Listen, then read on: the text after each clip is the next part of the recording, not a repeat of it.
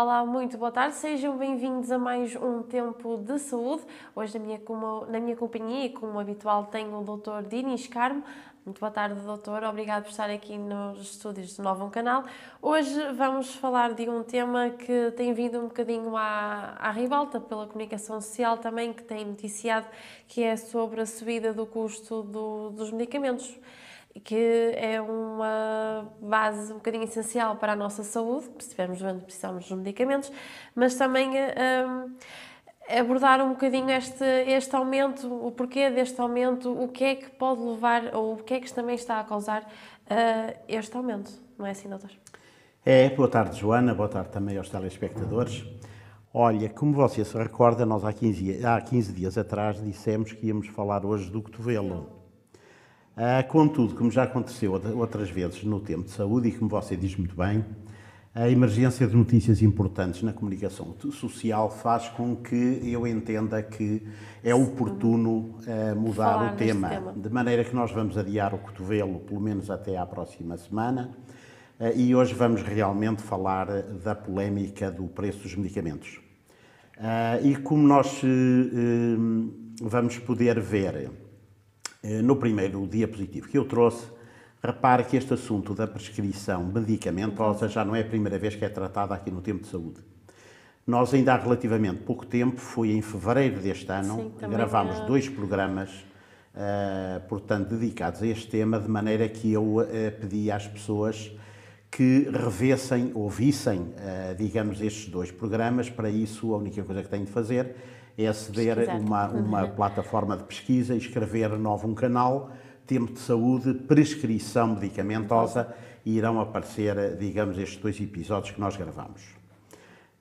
Posto isto, realmente, como você disse muito bem, nos últimos tempos, na última semana e também nesta, foi amplamente comunicado na comunicação social de que o preço dos medicamentos iria aumentar. E eu penso que isto é uma notícia que só pode surpreender quem anda neste mundo a dormir. Porque se realmente os preços da energia, dos transportes, das matérias-primas, etc., está a subir, digamos, para todos os ramos da atividade, é evidente que a indústria farmacêutica não tem nenhuma varinha mágica que a torne imune. Escapar ilesa destes aumentos. Exatamente, que a torne imune, efetivamente, a estes aumentos. De maneira que eu acho que o aumento do preço dos medicamentos é uma inevitabilidade. Agora, quanto, eu acho que isso só depende, digamos, da pressão que os órgãos governamentais consigam exercer sobre a indústria farmacêutica. Ora bom, e até aqui nada de novo. Agora, o que eu tenho para trazer de novidade, e creio que vai surpreender a esmagadora maioria dos espectadores, é que esta questão, digamos, do tabelamento artificial dos medicamentos por razões políticas, ou se quiser, chame-lhe sociais, e dos constrangimentos que isto causa à indústria farmacêutica, não é nada novo. Isto, aliás, já é muitíssimo antigo, já é um problema crónico. E como é que eu lhe posso dizer isto com tanta certeza e, vindo da fonte?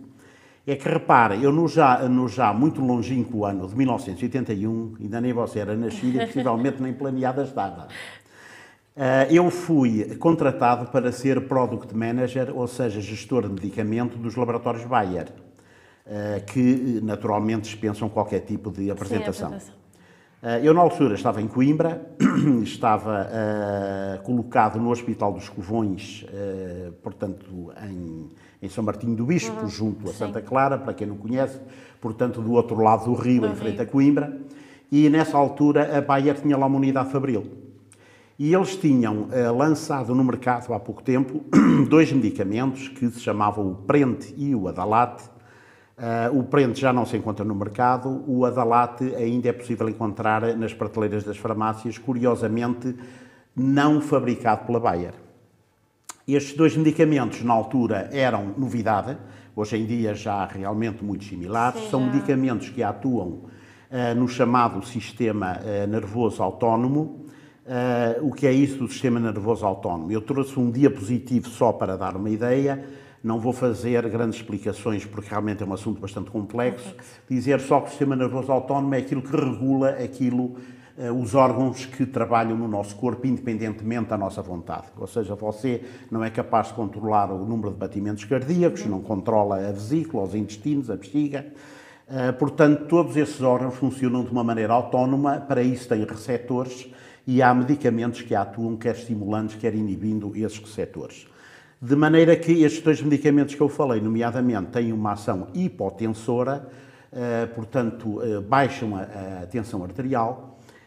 Como eu digo, na altura era realmente uma novidade, de tal maneira que os laboratórios Bayer entenderam que deviam ter um gestor de produto para, digamos, gerir estes dois medicamentos. E eu fui contratado para esse efeito.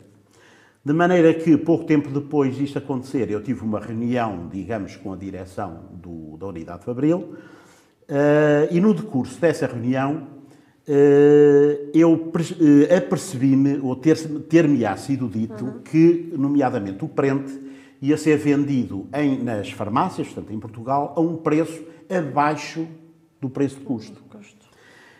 Eu, na altura, tinha 29 anos, era um jovem, era a primeira vez que trabalhava numa empresa que não era do Estado, eu até aí tinha sido funcionário público, trabalhava no hospital, ainda por cima uma empresa alemã, de maneira que eu realmente, quando ouvi isto, fiquei de cara à banda como ao Miranda.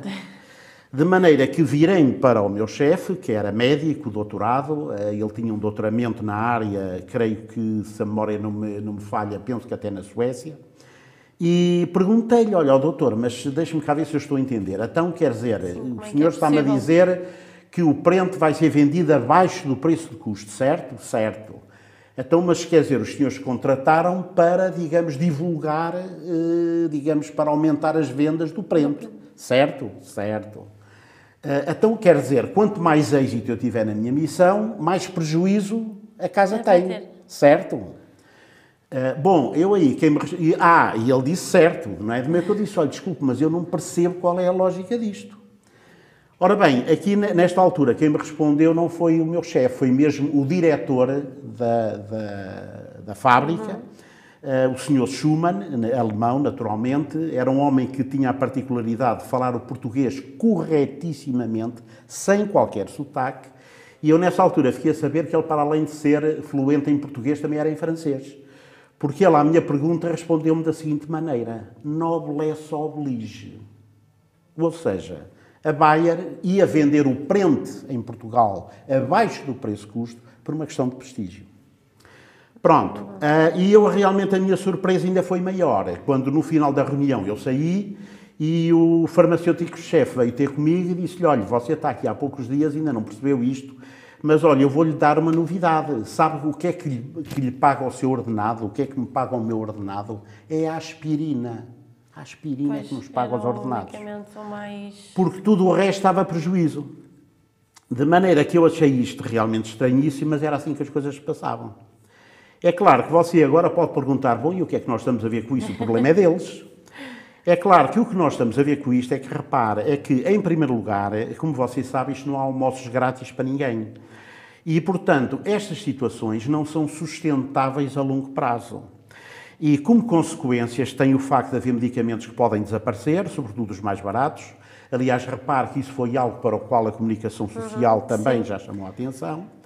E, para além disso... já há a própria falta de medicamentos. Haver rupturas de estoques, exatamente. E, para além disso, que repare que no mercado não há só Bayers, 3Ms, quer dizer, nós também temos... Há vários laboratórios, nomeadamente até a nível nacional, laboratórios nacionais, que não têm nem de longe nem de perto a dimensão de uma empresa destas e que, portanto, não têm condições, não têm almofada financeira que lhes permita, digamos, sustentar uma situação destas por muito tempo. De maneira que essa realmente é a maneira como nós somos, portanto, afetados, digamos, por essa imposição, por esse tabelamento artificial do preço dos medicamentos. Ora bem, é claro que isto é tudo muito bonito, creio que as pessoas ficarão um bocadinho mais esclarecidas, mas agora você pergunta-me como é que nós podemos, digamos, contornar isto, obviar este problema. E eu já, no primeiro programa que nós gravámos, em fevereiro, acerca da prescrição medicamentosa, chamei a atenção para aquilo que, no meu entender, é um dos principais problemas e, ao mesmo tempo, também a maneira talvez mais célere e mais certa de nós conseguimos reduzir as despesas com medicamentos. E que é evitar os desperdícios. Porque eu, para exemplo, trouxe aqui uma receita que por acaso não foi passada por mim, mas que poderia perfeitamente ter sido. Sim. Os espectadores vão poder ver e, se repararem, o meu colega receitou aqui 3 medicamentos e, no caso do primeiro, temos aqui a prescrição, uma cápsula 12 em 12 horas durante 8 dias. Ora, isto naturalmente dá 16 cápsulas, que é isso exatamente que tem o blister, ou seja, a unidade de medicamentos. Portanto, aqui bate certo. Mas já no medicamento abaixo, está aqui descrito 2 comprimidos de 8 em 8 horas durante 5 dias, o que dá 30 cápsulas. Ora, acontece que cada unidade tem apenas 16 cápsulas. O que levou o meu colega a prescrever 2 embalagens. Ora, só que o problema é que 2 embalagens não têm 30 cápsulas, têm 32. Ou seja, o doente ou a doente vai fazer as 30 cápsulas e depois vai ficar com 2 para dar ao gato ou para tirar ao lixo. E isto ainda é mais sério no caso do terceiro medicamento prescrito. Eu vou dizer um nome químico porque o outro é muito complicado, o L250, onde foi prescrito ao doente uma cápsula 3 vezes por dia durante 10 dias, o que pelas minhas contas dá 30 cápsulas, sendo que a caixa só tem 20. Ou portanto, seja, das duas uma. Exatamente, ou seja, o doente ou compra só uma caixa e em vez de tratar-se durante 10 dias, só tem tratamento para 6 dias e meio, ou então vai comprar 2 caixas e em vez de comprar 20 cápsulas, compra 40. Ou seja, fica com mais 10 cápsulas, portanto, para deitar fora ou para devolver à farmácia. Sendo que a farmácia faz-lhe o favor de lhe aceitar os medicamentos fora de prazo, aquilo que ela não faz é devolver-lhe o dinheiro que ela pagou por este medicamento que não vai usar. E eu, antes de passarmos à maneira como realmente este assunto já é resolvido noutros países, eu, por acaso, também me chamou a atenção aqui um pormenor muito interessante, é que, repare, se você reparar no medicamento do meio, portanto, o número 2, a clindamicina, está aqui escrito, esta prescrição custa-lhe no máximo 1,15 €. Ora, 1,15 € é caro? Quase nada. Eu acho que não é nem caro nem barato. Isto é pura e simplesmente ridículo. Como Sim, você sabe, hoje em dia... Como é que deixa uma pessoa ficar a questionar sobre como é que então uma farmácia também se calhar poderá ter algum tipo de lucro, mas também o trabalho todo que é desenvolvido pela farmacêutica para sair um medicamento a esse preço. Ora bem, repare, eu acho que o principal problema é o seguinte, é que, repare, isto é o que o doente paga na farmácia, mas não é o que o medicamento custa, porque o medicamento é comparticipado. Portanto, a pessoa paga 1,15 € e o resto do preço do medicamento pago eu, paga você, pagamos todos nós, os contribuintes, que pagamos impostos para depois vir subsidiar a comparticipação dos medicamentos. De maneira que eu acho que nestes casos, eu acho que o preço dos medicamentos não devia nem manter-se nem diminuir-se, eu acho que até devia subir, ou se calhar mais propriamente o que devia acontecer era a comparticipação destes medicamentos ser diminuída. Porque naturalmente que por 1,15 € ninguém se vai estar a aborrecer com o farmacêutico, ou seja, com quem for, para poupar meia dúzia de cêntimos em 2 cápsulas que atira para o caixote de lixo.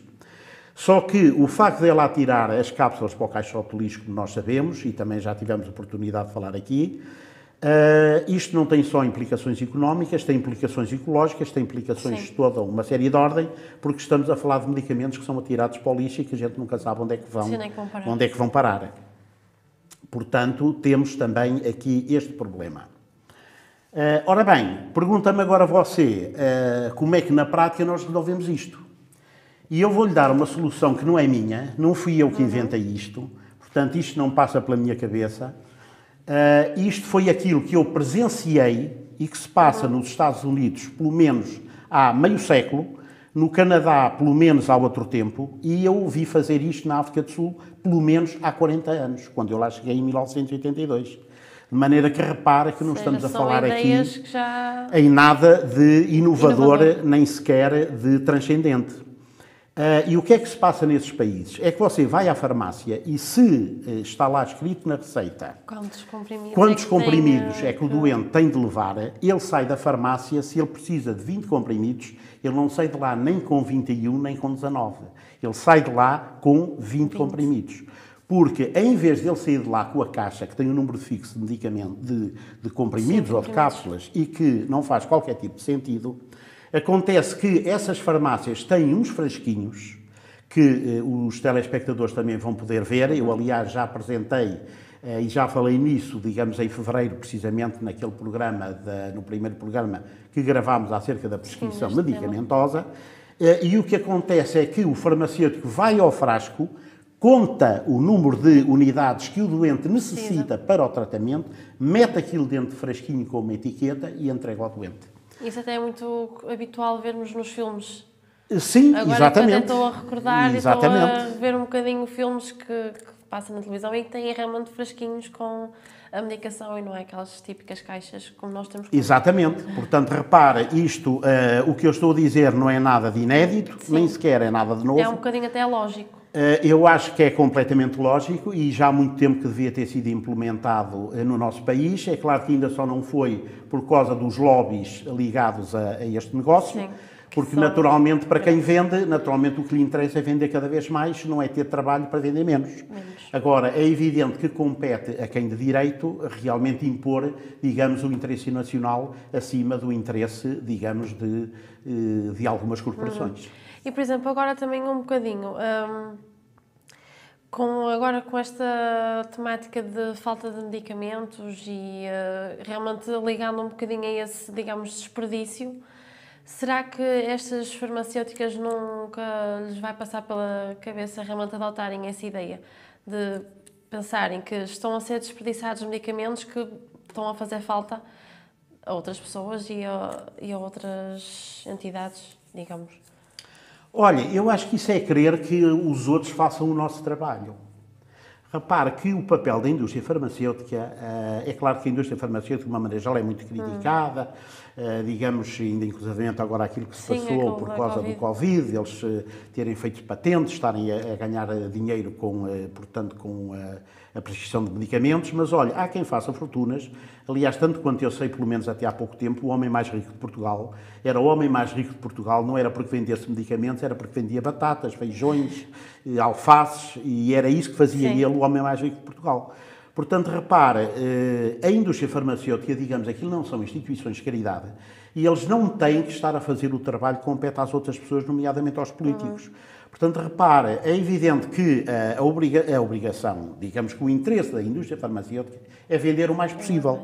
Agora, tem de haver um contrapoder, não é? De maneira a que realmente a sua ação seja, digamos que, regulamentada e estas coisas não aconteçam. E claro que não é realmente a indústria farmacêutica, não é agora a indústria farmacêutica que compete dizer quantos comprimidos é que o doente leva para casa. Quer dizer, e se o Estado tomar uma atitude e isto é algo que se faz por decreto, é pegar no papel e na caneta e amanhã isto está instituído. Se realmente o Estado assumir a posição de só comparticipar exatamente a quantidade de medicação que é prescrita, é evidente que esta situação vai modificar-se radicalmente, até porque a partir do momento em que a pessoa, em vez de 1,15€, tiver de deixar na farmácia, se calhar 11,50€, aí ele é capaz de começar a questionar por que razão é que está a pagar tanto. E, por exemplo, agora também falando um bocadinho deste aumento, prevê-se que estamos no início de uma crise. O doutor crê que isto ainda está a começar agora, que isto ainda poderá realmente piorar e se calhar depois vai haver também se calhar, um desleixo por parte das pessoas que são doentes e que se calhar depois acabam por nem sequer ter forma de conseguir, por exemplo, comprar, não medicamentos a €1 e pouco, mas se calhar medicamentos de valor mais alto. Olha, isto é assim, como você sabe, nós temos uma população cada vez mais envelhecida. E há realmente pessoas que têm de tomar muitos medicamentos e que realmente a soma no final do mês de todos aqueles medicamentos, ainda por cima com o valor das reformas que muitas dessas pessoas têm, é evidente que isto é um valor que é muito significativo. E eu não duvido absolutamente nada que, se realmente as pessoas começarem a ter dificuldades económicas e se começarem a ter dificuldades em comprar batatas e começarem a ter problemas em pagar o gás e em comprar os medicamentos, pois é muito natural que as pessoas tenham de começar a fazer restrições. Agora, eu como lhe digo, mais uma vez voltamos, digamos, ao ponto inicial. Quer dizer, neste momento, aquilo que se verifica é um desperdício enorme, digamos, na dispensa de medicamentos. Todos nós sabemos, nós vamos não só à nossa casa, e eu por mim falo, vamos à casa do vizinho, e as pessoas em Portugal têm autênticas farmácias em casa. As pessoas têm aquilo cheio de medicamentos, muitos deles, exatamente, passar de validade já passados de validade, que ficaram precisamente pelo facto, como eu digo, de elas serem obrigadas a comprar, digamos, os medicamentos em quantidades que não necessitam. Portanto, é evidente que se as pessoas começarem a fazer uma gestão, digamos, mais racional desses recursos, naturalmente que as pessoas vão começar a gastar menos dinheiro nos medicamentos. Quer dizer, eu até nem me admirava nada, que é quase como a história da gasolina. Se a gasolina, em vez de custar €1 o litro, custa 3, as pessoas começam a andar de autocarro, resultado, se calhar ao final do mês, acabam por gastar menos dinheiro em gasolina do que na altura em que ela estava mais barata. E é muito possível que isso aconteça também com os medicamentos. Muito bem, doutor. Penso que este, se calhar, ainda vai ser um tema que ainda vamos trazer aqui mais... É bem possível, porque isto realmente isto dá pano para mangas. Que sem dúvida nenhuma. A falar. Muito bem, doutor. Eu penso que por hoje acho que já abordámos um bocadinho do tema daquilo que era realmente essencial. Sim, penso que para já estamos terminados. Eu, pelo menos, acho que já disse o principal daquilo que tinha para dizer. E esperarmos agora para ver os próximos tempos. Exatamente, é esperar para ver o que é que vai acontecer. O que é que vem daí. Muito bem, doutor. Muito obrigado. E já obrigada. agora desejar muito boa sorte ao Sr. Ministro da Saúde, coitado que bem precisa. Vai ter um bom trabalho. Muito bem, doutor. Muito obrigada pela sua presença aqui neste essa foi um prazer, Tempo de como sempre. Na próxima semana voltaremos a estar cá. E quanto a si, já sabe que pode ver e rever este e outros programas em novumcanal.pt e também pode, como até referimos logo no início do programa, rever este tema da prescrição medicamentosa também nas nossas plataformas. Por isso já sabe, boa tarde e até à próxima.